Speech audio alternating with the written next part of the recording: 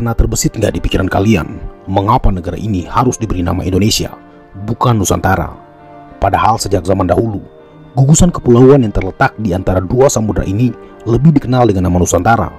Mengapa para founding fathers Indonesia dalam sidang persiapan kemerdekaan di tahun 1945 tidak memberikan nama negara ini dengan nama Nusantara? Bayangkan, jika negara kita diberi nama sesuai asal-usul sejarahnya. Bukankah nama Nusantara lebih mengakar? Tapi mengapa nama Indonesia yang dipilih?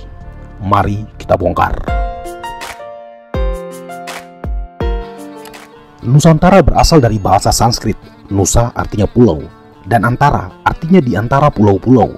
Sejarah mencatat, kata Nusantara pertama kali ditemukan dalam kitab Negara Kertagama, tulisan Empu Prapanca di abad 13. Namun banyak kalangan meyakini penggunaan istilah Nusantara sebenarnya sudah ada jauh sebelumnya. Dibuktikan dengan berbagai literatur, yang salah satunya menyebutkan terminologi Dwi Pantara yang dicetuskan Kertanegara Raja Singasari. Istilah Dwi Pantara memiliki arti yang sama, yaitu pulau atau pulau-pulau. Terminologi Nusantara tidak hanya ditemukan dalam literatur Jawa klasik, tapi juga tertulis dalam kitab Melayu kuno Sulalatus Salatin yang ditulis pada abad 16. Sementara dalam Surek Lagaligo, kitab orang Bugis kuno, terminologi Nusantara tidak spesifik disebutkan. Namun dalam Surek Lagaligo dapat ditemukan istilah-istilah seperti Serinjala dan Mancapai yang dianggap merujuk pada kerajaan Sriwijaya dan Majapahit. Ada juga terminologi Paratiwi yang mewakili Ibu Pertiwi. Sementara di Kalimantan ada pendapat yang menyebutkan bahwa terminologi Nusantara merujuk pada kerajaan Kutai berdasarkan jurnal yang terbit di tahun 1888, tulisan Solko Waletrom yang berjudul Uit Desalasila Van Kutai. Pada perkembangannya, istilah Nusantara umumnya digunakan dalam konteks budaya, sejarah, dan geografi Asia Tenggara. Banyak kalangan berpendapat Nusantara terdiri tidak hanya meliputi Indonesia, tapi juga negara-negara di sekitarnya, termasuk Malaysia, Singapura, Brunei, dan juga gugusan kepulauan di Filipina. Memang, negara-negara yang disebut itu memiliki keterkaitan sejarah, budaya yang terangkum dalam budaya Austronesia atau Malayu Austronesia.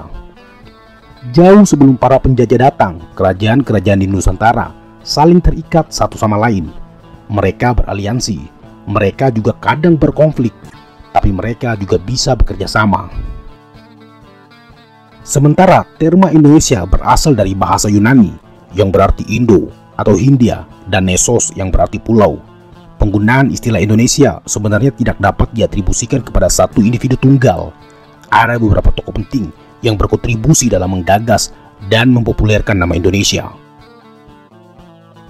Yang pertama, George William Earl, tahun 1813, seorang penjelajah asal Inggris yang dalam pelayarannya di Asia Tenggara, dia mengemukakan istilah Indo-Nation untuk merujuk pada penduduk kepulauan ini.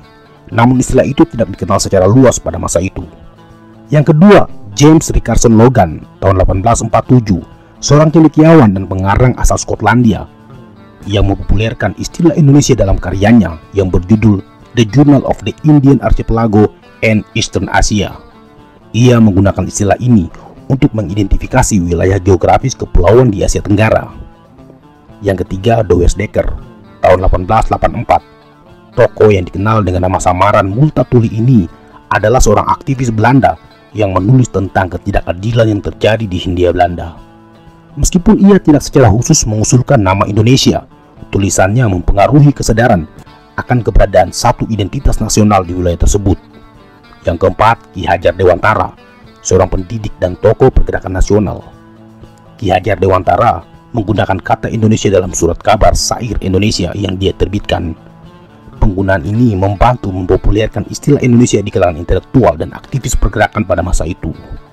Yang kelima, Sultan Syahrir, seorang pemikir dan politikus Indonesia yang kelak menjadi Perdana Menteri. Sultan Syahrir menggunakan kata Indonesia dalam artikel-artikelnya dan mengusulkan penggunaan kata ini sebagai alternatif untuk istilah Indi atau Inlander yang sangat merendahkan martabat bangsa Indonesia.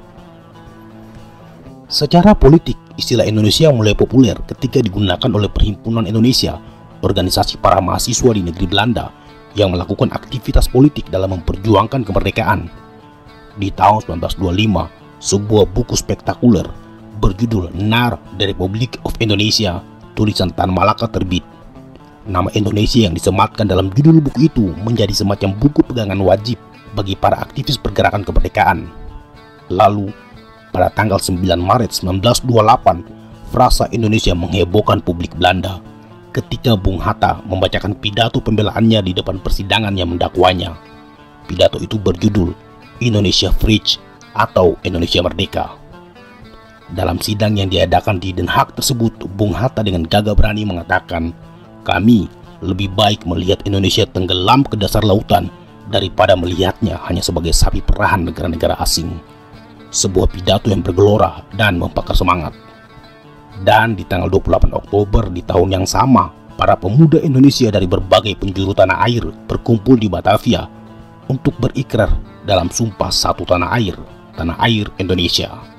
Sumpah pemuda ini akhirnya menjadi tonggak sejarah bagaimana nama Indonesia mulai diterima secara luas. Istilah Indonesia berkibar di mana-mana dan menjadi momok menakutkan bagi pemerintah Hindia Belanda saat itu. Dari narasi ini, maka bisa dilihat bahwa istilah Nusantara dan Indonesia sebenarnya dua hal yang memiliki kesamaan tapi juga memiliki perbedaan. Terma Nusantara lebih banyak digunakan dalam konteks budaya, sementara istilah Indonesia adalah istilah yang digunakan sebagai simbol perjuangan kemerdekaan, atau dengan kata lain, Indonesia adalah representasi politik dari Nusantara. Jika kita bicara budaya Indonesia, maka terma Nusantara menjadi lebih friendly, sementara dalam konteks politik, maka istilah Indonesia lebih membangkitkan semangat perjuangan saat itu. Begitulah. Kemudian, menjelang proklamasi 17 Agustus 1945, panitia persiapan kemerdekaan melakukan rapat untuk menggali gagasan-gagasan tentang bentuk negara, batas wilayah, dan konstitusi yang akan digunakan. Entah kenapa, terma Nusantara tidak masuk dalam pembahasan nama negara. Satu-satunya peserta sidang yang menyinggung Nusantara adalah Muhammad Yamin. Dalam sidang itu, Yamin menginginkan wilayah Indonesia membentang dari Papua, Filipina, Malaysia, bahkan sampai ke Madagaskar, yang menurutnya merupakan bagian dari kebudayaan Nusantara. Pada akhirnya, perdebatan terjadi antara Yamin dan Bung Hatta terkait batas wilayah Indonesia. Hatta tidak menginginkan Papua masuk, namun Yamin memperkuat argumennya dengan mengatakan bahwa wilayah Papua pernah menjadi bagian dari Kesultanan Tidore, yang artinya itu sah menjadi bagian dari wilayah Indonesia. Sementara bagi Hatta, daripada memasukkan Papua, lebih baik Indonesia menjangkau keseluruhan wilayah Semenanjung Malaya, Sabah, Sarawak, dan seluruh Pulau Borneo atau wilayah Malaysia dan Brunei hari ini.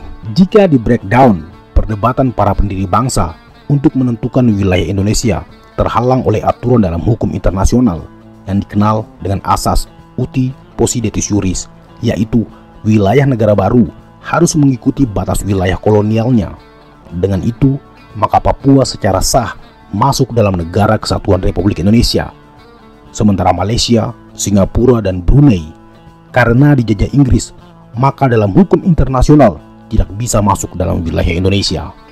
Memang, jika menggunakan konsep Nusantara, maka ketiga negara itu termasuk Filipina, idealnya bisa disatukan dalam satu negara. Namun karena nama Indonesia yang dipilih, maka wilayah-wilayah yang dulu bagian dari Kepulauan Nusantara tidak bisa dipaksakan masuk ke dalam wilayah Indonesia. Pada akhirnya, Indonesia, Malaysia, Singapura, Brunei, dan Filipina telah menjadi entitas-entitas politik yang berbeda-beda dengan kedaulatannya masing-masing. Menjawab judul video ini, alasan para pendiri negara menamakan Nusantara dengan nama Indonesia adalah karena nama Indonesia memicu semangat anti penjajahan yang sangat dibutuhkan ketika itu. Nusantara dengan nama Indonesia diharapkan menjadi identitas baru yang lepas dari elemen-elemen kolonial. Indonesia adalah nama yang dianggap mampu menjembatani perbedaan-perbedaan di antara ratusan suku bangsa yang hidup di kepulauan ini. Namun bukan berarti dengan nama Indonesia maka menghilangkan akar budaya Nusantaranya. Tentu saja tidak demikian, karena terma Nusantara jika kita gali lagi sebenarnya tidak hanya berada dalam konteks budaya, tapi juga jauh lebih luas menjangkau konsep geopolitik yaitu penyatuan seluruh pulau-pulau dalam satu imperium besar.